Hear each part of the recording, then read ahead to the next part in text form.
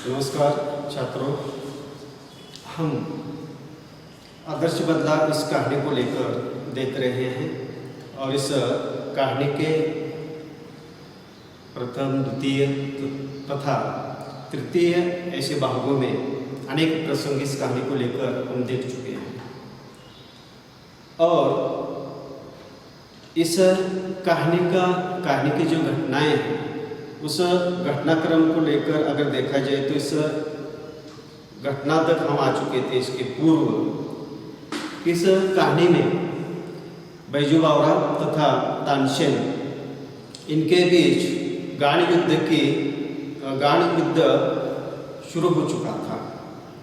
और इस गाण युद्ध में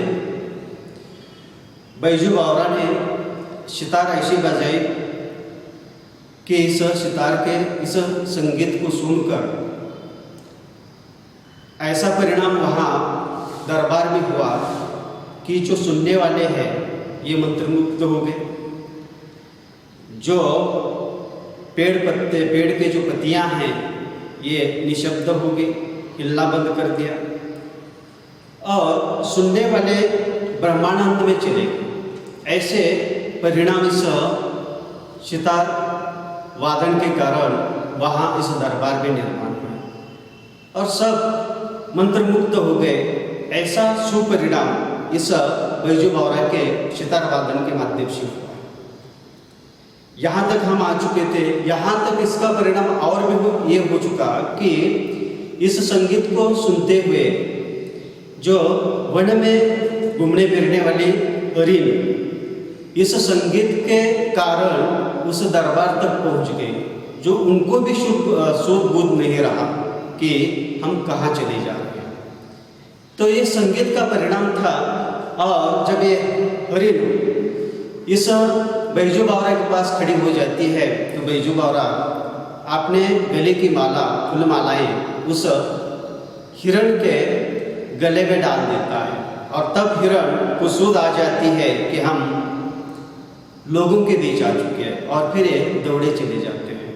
तो हम यहाँ तक आ चुके थे कि उसके बाद ये गाण युद्ध बैजू बावरा का ये जो सितार वादन बंद हो गया और बैजू बावरा ने चुनौती रख दी। किसके सामने रख दी? कि तानसेन के सामने, कि तानसेन जी अब सितार वादन करके वो जो फूल मालाएं मैंने इस हरिण के गले में डाली है, जो चली गई ये हरिण, अब सितार वादन करके उसे मेरी उस हरिण को यहाँ बुलाना है और मेरी जो फूल मालाएं हैं मुझे देनी है, तब मैं समझूंगा कि आप राग विद्या जानते हैं।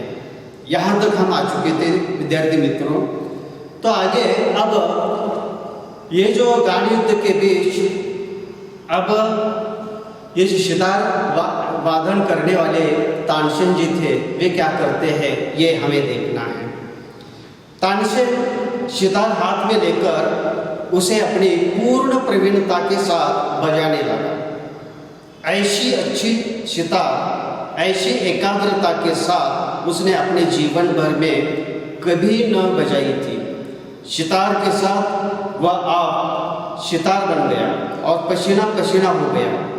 उसको अपने तन की सुधि न थी और सितार के बिना संसार में उसके लिए और कुछ न था। आज उसने वह बजाया जो कभी न बजाया था। आज उसने वह बजाया जो कभी न बजा सकता था। वह सितार की बाजी न थी, यह जीवन और मृत्यु की बाजी थी। आज तक उसने अनाड़ी देखे थे, आज उसके सामने एक उस्ताद बैठा था। कितना ऊंचा, कितना गहरा, कितना महान। आज वह अपनी पूरी कला दिखा देना चाहता था। आज वह किसी तरह भी जीतना चाहता था। आज वह किसी भी तरह जीते रहना चाहता था। तो देखिए, अब इस सितार बजाने की बात नौबत अब तानसेन के पक्ष में है और तानसेन को अब इस बैजू बावरा को इस सितार वादन करके, उससे भी अच्छा सितार वादन करके उनको हराना था। अब देखिए, तानसेन के सामने अब मुसीबत कौन सी खड़ी हो गई है कि इन्होंने इतना अच्छा सितार वादन किया, इतना अच्छी तरह का इन्हें गान किया, राग विद्या का गान किया, जिसके परिणाम हम देख चुके हैं। अब इससे भी बढ़ चढ़कर ये सितार बजाने की चुनौती तानसेन के सामने आ चुकी थी। तो यहाँ सुदर्शन जी लिखते हैं कि तानसेन ने उस समय में ऐसा सितार बजाया जो कि आज तक उन्होंने ना ऐसा सितार उन्होंने कभी बजाया था। अपने प्राण इस सितार में डालकर वह पूरी कुशलता के साथ बजाना चाहता था। वो किसी भी हालत में वो हारना नहीं चाहता था, क्योंकि ये केवल इन्हें सितार बजाने की बात नहीं है, तो ये जीवन मृत्यु का यहाँ संबंध था। क्योंकि शर्त क्या थी विद्यार्थी मित्रों इन दोनों के बीच? अगर ये बैजू बावरा हार जाता है इसमें, तो बैजू बावरा के प्राण तानसेन के हाथों में है, और तानसेन हार जाता है तो तानसेन के प्राण बैजू बावरा के हाथों में है। क्योंकि यह फैसला किसका था? सम्राट अकबर का था।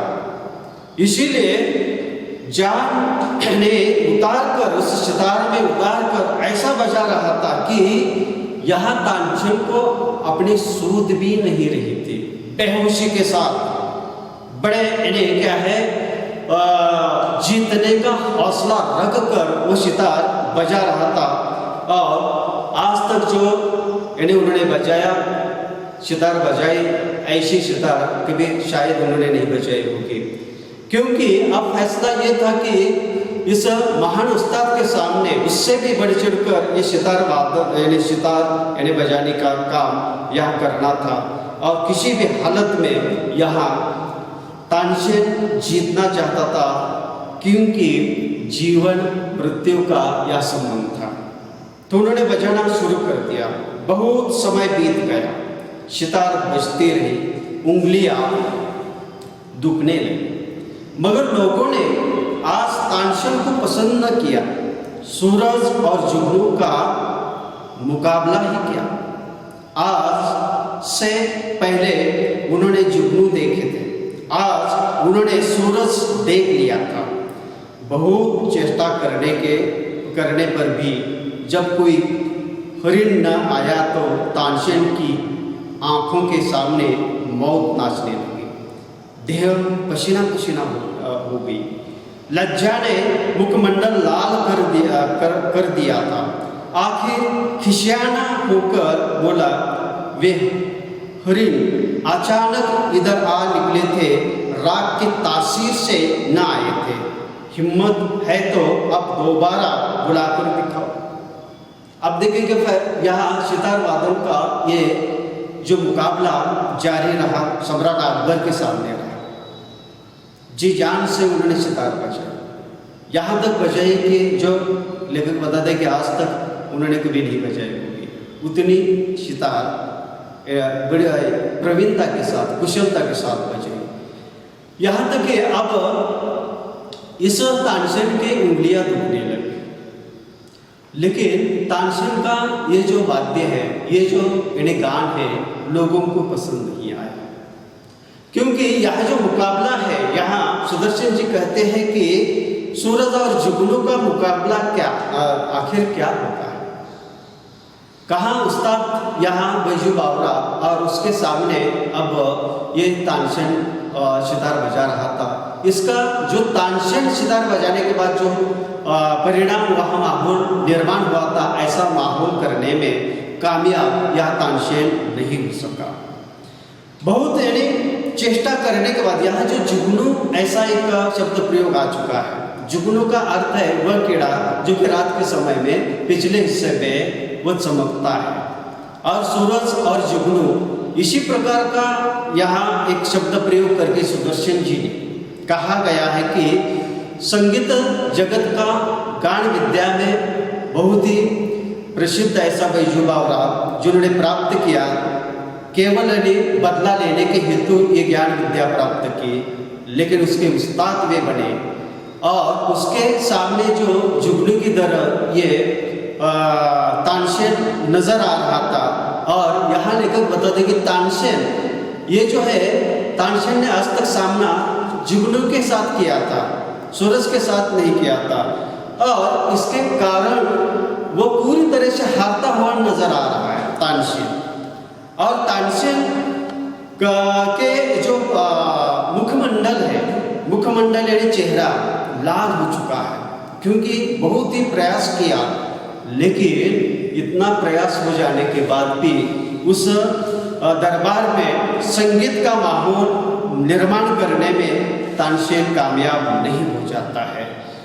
उसके बाद वो लज्जित, वो उसका जो मुखमंडल है उससे उन्होंने एक बात इन्हें हारता हुआ नजर स्वयं हारता हुआ, ये जो तानसेन है, खिसियाना ऐसा शब्द प्रयोग किया गया है। खिसियाना का अर्थ होता है अप्रसन्न होना, खिसियाना का अर्थ होता है रुष्ट होना, और दूसरा एक शब्द है, कठिन शब्द यहाँ विद्यार्थी मित्रों, और वह है तासीर। तासीर का ये अर्थ ये है कि तासीर का अर्थ है प्रभाव। तो यहाँ कौन सा कारण बताता है तानसेन? देखिए कि तुम्हारे संगीत बजाते समय जो वन से हिरण आया, इसका कारण यानी संगीत नहीं था, राग विद्या के कारण, राग संगीत के कारण ये हिरण तुम्हारे पास नहीं आया था, तो वह भटकता हुआ तुम्हारे पास आ गया। तासीर यानी इसका राग संगीत का इसके ऊपर कोई भी परिणाम नहीं था। और फिर वह कह देता है तानसेन कि अगर तुम्हारे राग विद्या में इतनी क्षमता है, इतनी शक्ति है, तो दोबारा बजाकर उस वन में चले गए हरिण को तुम संगीत के माध्यम से यहाँ बुला लो। देखिए, नाच ना आए आंगन टेढ़ा, ऐसी जो कहावत है हमारे समाज के बीच यानी कही जाती है। हारता हुआ तानसेन, उसके सामने कैसी मुसीबत आ गई देखिए कि इस बैजू बावरा के सामने वो हार रहा है। और कारण क्या बताता है कि वन में जाते समय तुम्हारे पास ये हरिण आ चुके थे, संगीत के कारण नहीं आ चुके थे। ये बड़ी अप्रसन्नता के साथ ये बात दरबार में यह तानसेन रख देता है। देखो कि तानसेन वह व्यक्तित्व है जो सम्राट अकबर के दरबार का 9 रत्नों में से एक रत्न, जो संगीत क्षेत्र का बहुत ही ज्ञाता ऐसा ये व्यक्तित्व, जिसके कारण सम्राट अकबर ने अपने दरबार में एक रत्न के रूप में रखा गया था। उसके सामने अब कैसी फजीयत आ चुकी कि इस बैजू बावरा के सामने हारता हुआ नजर आता है, और कारण बताता है कि दोबारा इस अपने राग विद्या के माध्यम से इस दरबार में गए हुए हरिण को बुलाओ। दूसरी शर्त यहाँ लेके हारता हुआ ये तानसेन बैजू बावरा के सामने इन्हें रख देता है। तो देखिए, बैजू बावरा मुस्कुराया और धीरे से बोला, बहुत अच्छा, दोबारा बुलाकर दिखा देता। यह कहकर उसने फिर सितार पकड़ ली। एक बार फिर संगीत लहरी वायुमंडल में लहरने लगी। फिर सुनने वाले संगीत सागर की तरंगों में डूबने लगे। हिरण बैजू बावरा के पास फिर आए। वे हिरण जिनकी गर्दन में फूल मालाएं पड़ी हुई थी और जो राग की सुरीली ध्वनि के जादू से बुलाए गए थे। बैजू बावरा ने मालाएं उतार ली और हरिण कूदते हुए जिधर से आए थे उधर को चले गए। दूसरा ये जो मुकाबला है कि दूसरी बार इन्हें बुलाने के बाद जब इन्हें शर्त रखता है तानसेन, तो उसको भी स्वीकार यहाँ बैजू बावरा करता है, क्योंकि राग विद्या में निपुण ऐसा व्यक्तित्व जो कि हरिदास, अपने गुरु हरिदास से ली हुई ये शिक्षा थी, और इसके बलबूते पर उसे आत्मविश्वास था कि अपने इस संगीत लहरों के माध्यम से हरिण के ऊपर भी प्रभाव डालकर वन में चढ़ती हुई हरिण यहाँ तक बुला लेने की क्षमता बैजू बावरा के संगीत में थी।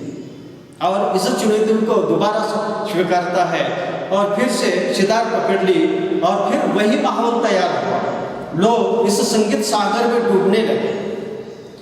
यहाँ एक संगीत की तरंगे उठने लगी, और इसी संगीत को सुनते हुए वन में गई ये जो हरिण है फिर दोबारा इस दरबार में ये हरिण आ चुके हैं, जिनके गले में बैजू बावरा ने फूलमालाएं डाली थी, वही हरिण अपने संगीत के बल पर वहाँ वे हरिण आ जाती है और ये जो मालाएं उन्होंने फूल की मालाएं उन्हें डाली थी वो उतार लेता है और उसके बाद जहाँ से आई थी हरिण वे चले जाते हैं। तो देखिए कि इस दूसरे चुनौतियों को भी स्वीकार कर यहाँ फिर से दिखा दिया यहाँ इस बैजू बावरा ने कि मेरे संगीत के माध्यम से मैं क्या कर सकता हूँ।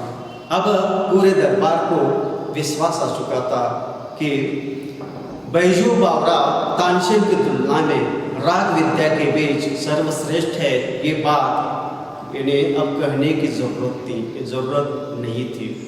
तो देखिए अकबर का तानसेन के साथ अगाध प्रेम था। उसकी मृत्यु निकट देखी तो उनका कंठ भर आया, परंतु प्रतिज्ञा हो चुकी थी। वे विवश होकर उठे और संक्षिप्त में निर्णय सुना दिया। बैजू बावरा जीत गया, तानसेन हार गया। अब तानसेन की जान बैजू बावरा के हाथ में थी। अब समस्या ये हो चुकी है अकबर सम्राट अकबर को, जिनके दरबार का 9 रत्नों में से एक रत्न है तानसेन। अनेक रागों का निर्माण जिन्होंने किया, ऐसा तानसेन, और आंखों के सामने अपना ये जो सिपाही है, अपना ये जो रत्न है, हारता हुआ नजर आया, क्योंकि यहाँ बैजू बावरा जीत चुका था। ये गान युद्ध में उसकी जीत हो चुकी थी, इसीलिए अब उनका कंठ भर आया। किसका? यहाँ सम्राट अकबर का कंठ भर आना एक मुहावरा है विद्यार्थी मित्रों, जो कि आपको परीक्षा में इसका अर्थ बताकर वाक्य प्रयोग कीजिए, इसी के लिए आता है। और इसका अर्थ यह है कि भावुक होना, कंठ भर आना यानी भावुक होना। तो अपने अपने हिसाब से किसी भी यानी प्रसंग को लेकर इस मुहावरे का उपयोग किसी भी वाक्य में आप कर सकते हैं। किताब के अंतर्गत का ही वाक्य होना चाहिए, ऐसा कोई निर्बंध यहाँ नहीं है।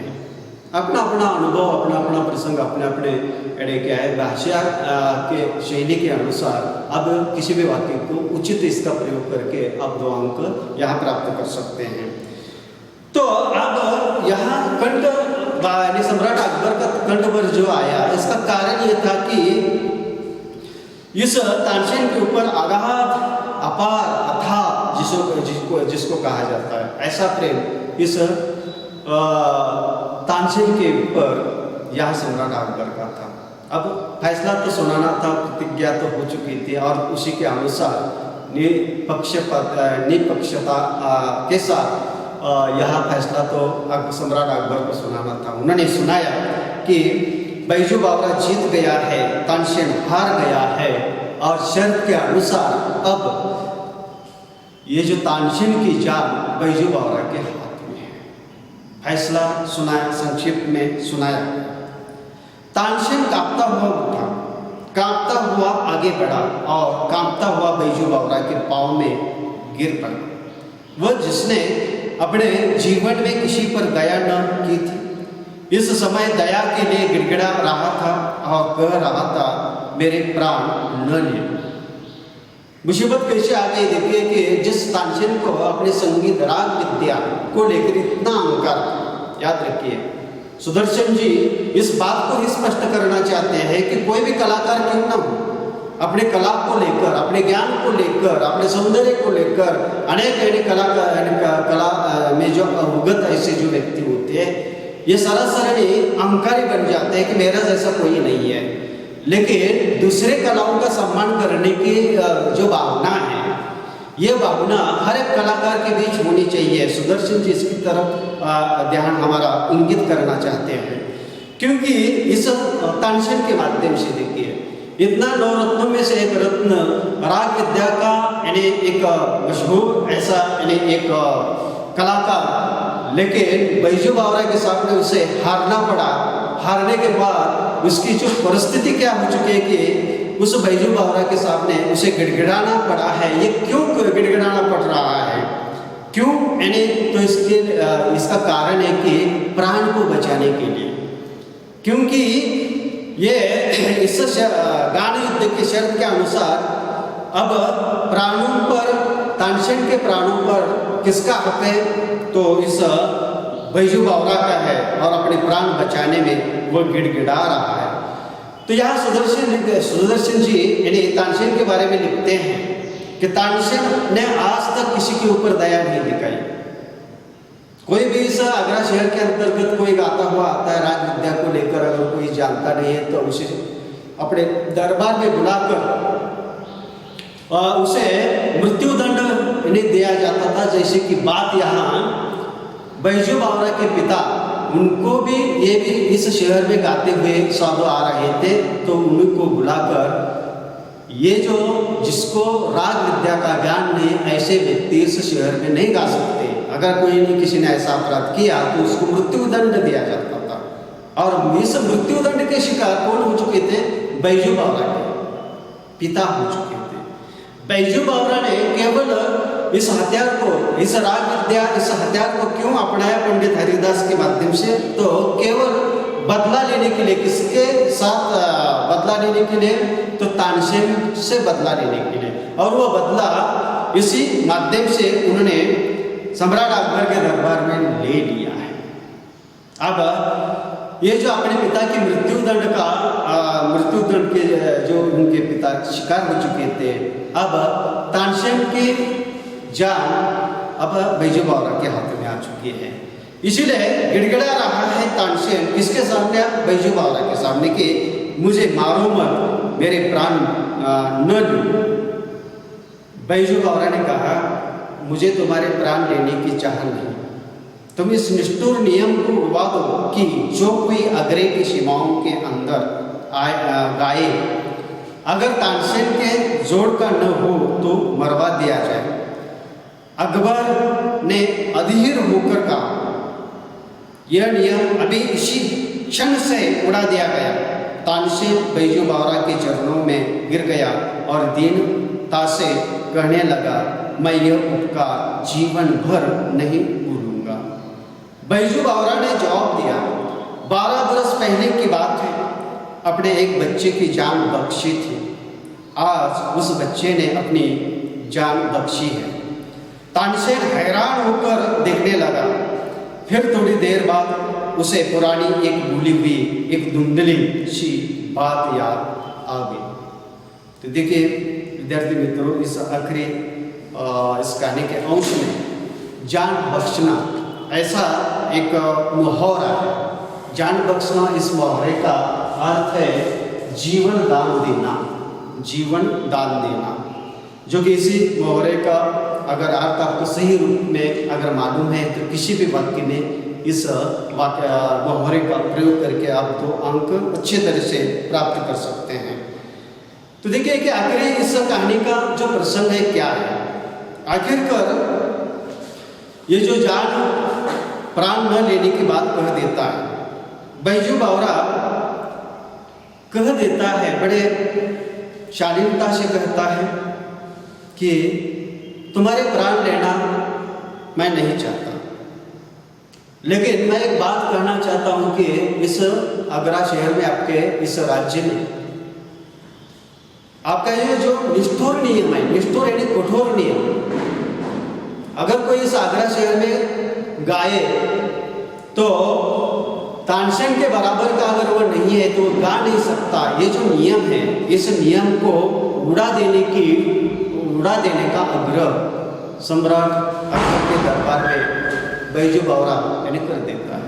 कैसे उड़ा दो? मैं प्राण लेना नहीं चाहता तानसेन जी का, लेकिन ये जो घटना है इसके कारण बैजू बावरा के बराबर का न हो जाने के कारण मेरे पिता की मृत्यु हुई और तानसेन के माध्यम से हुई, क्योंकि वे गा रहे थे, यही इनका अपराध था। और ये नियम उड़ा देने की बात कर देता। सम्राट अकबर खुश होकर, अधीर होकर कर देते कि इसी क्षण से इस नियम को उड़ा देते हैं। और जो जान बख्शी गई है तानसेन की जान बैजू बावरा के माध्यम से बख्शी गई, तब तानसेन इस बैजू बावरा के चरणों में आकर गिर पड़ा और उन्होंने एक बात कही कि मैं तुम्हारा ये उपकार जो है जन्म भर नहीं भूलूंगा। लेकिन बैजू बावरा एक बात इन्हें याद दिलाता है। क्या याद दिलाता है कि याद करो तानसेन, जब मेरे पिता साधु के रूप में इस शहर में आए थे, आपके बराबर के गायक नहीं थे, लेकिन आपने आपके बराबर का ही कोई गायक गान गा सकता है। इसी के कारण इस अपराध में वे नहीं गा सकते थे, इसीलिए अपने अपने ढंग से गाते थे, इसीलिए आपने उनको मृत्यु दंड की शिक्षा दी।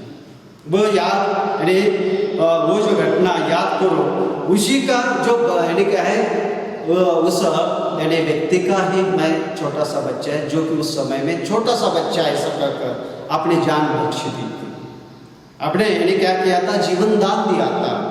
और वही वह जो छोटा सा बच्चा है, मैं वही बैजू बावरा। और इसी तरह से ये बैजू बावरा अपने पिता के मृत्यु दंड का ये जो बदला है, आदर्श बदला, यहाँ इसी तरह से लेता है। तो एक बात याद रखिए विद्यार्थी मित्रों, कि ये पूरी कहानी और कहानी के घटना प्रसंग के माध्यम से सुदर्शन जी ने जो हमें संकेत दिया है, क्या संकेत दिया है, ये क्या बताती है सारी ये भले रीतिकालीन समय की कहानी है, यथार्थवादी कहानी है। और इस यथार्थवादी कहानी के माध्यम से सुदर्शन जी ने हमें बैजू बावरा तथा इस तानसेन के माध्यम से एक बात यहाँ हमारे सामने रखी गई है कि किसी भी कलाकार ने अपना कला को लेकर अहंकार नहीं रखना चाहिए, दूसरे के कला का सम्मान करना चाहिए। ये सुंदर संदेश यहाँ सुदर्शन जी ने हमारे सामने रखा है। और दूसरी जो बात है कि इस कहानी के माध्यम से जो आदर्श बदला प्रतिशोध जिसको कहा जाता है, खून का बदला खून से, थप्पड़ का बदला थप्पड़ से, जान का बदला जान से, इसी प्रकार की जो बात हमारे समाज के बीच होती है, ये बदला ये जो समाज के लिए घातक होता है। लेकिन यहाँ सुदर्शन जी आदर्श बदला लेने के बाद, जो कि हम आज वर्तमान में जो देख रहे हैं, ये जो समाज के बीच अनेक प्रकार की दुर्घटनाएं होती हैं, मारपीट की बात होती है, खून खराबे की बात होती है, ये केवल किसके कारण, तो हिंसा के द्वेष में होता है, हिंसा के भावना के कारण होता है। लेकिन यहाँ सुदर्शन जी ने इस बैजू बावरा के माध्यम से क्या बताया है, बैजू बावरा के माध्यम से ये बताया है कि अपने पिता की मृत्यु दंड की जो शिक्षा उन्होंने दी थी तानसेन ने, उसका बदला यहाँ तानसेन का उसको मृत्यु दंड देकर ने नहीं लिया है। तो उसके मन में, बैजू बावरा के मन में ये भावना जरूर थी, लेकिन पंडित हरिदास के माध्यम से हिंसा का बदला अहिंसा के माध्यम से, जो कि महात्मा गांधी जी के जो विचारधारा थी, उस विचारधारा के माध्यम से ये आदर्श बदला, जो कि किसी के चोट न पहुंचाते हुए किसी के मन को परिवर्तित कर देना, या अपने अंदर की हिंसा की भावना को निकालकर किसी को जीवन दान देने की भावना पैदा करना, इसी को आदर्श बदला ऐसा कहा जाता है। तो ये जो कहानी का शुभ संदेश है, इस कहानी के कथानक, इस कहानी के पात्रों के माध्यम से सुदर्शन जी आने वाली पीढ़ी के सामने यही बात रखना चाहते हैं कि हम अपने जीवन के अंतर्गत अगर हम बदला किसी के साथ लेना चाहते हैं, तो वह बदला बैजू बावरा की तरह हिंसा का न हो, अहिंसा का हो। किसी के ज्ञान के साथ अगर कोई बदला लेने की ईर्ष्या निर्माण होती है, ईर्ष्या हर एक व्यक्ति के बीच होती है, तो ये ईर्ष्या उस ज्ञानी व्यक्ति को मारकर स्वयं ज्ञानी बन जाता हो, इसी प्रकार की अगर भावना है, तो ऐसा कभी इतिहास में नहीं हुआ है। किसी को बदनाम करके बदनाम करने वाले का नाम कभी रोशन नहीं हो चुका है। तो ये जो बात है, बदले की बात है, खून का बदला खून से करने से कभी समाज के बीच अच्छी परिस्थिति निर्माण नहीं हो चुकी है। तो हिंसा का बदला अहिंसा के माध्यम से जब लेने की भावना मनुष्य के हृदय में पैदा होती है, तो उसी को आदर्श बदला ऐसा कहा जाता है। तो सुदर्शन जी ने इस कहानी के माध्यम से पूरी तरह से यही बात यहाँ बताई गई है, शुभ संदेश यही दिया गया है, इस कहानी का उद्देश्य यही है।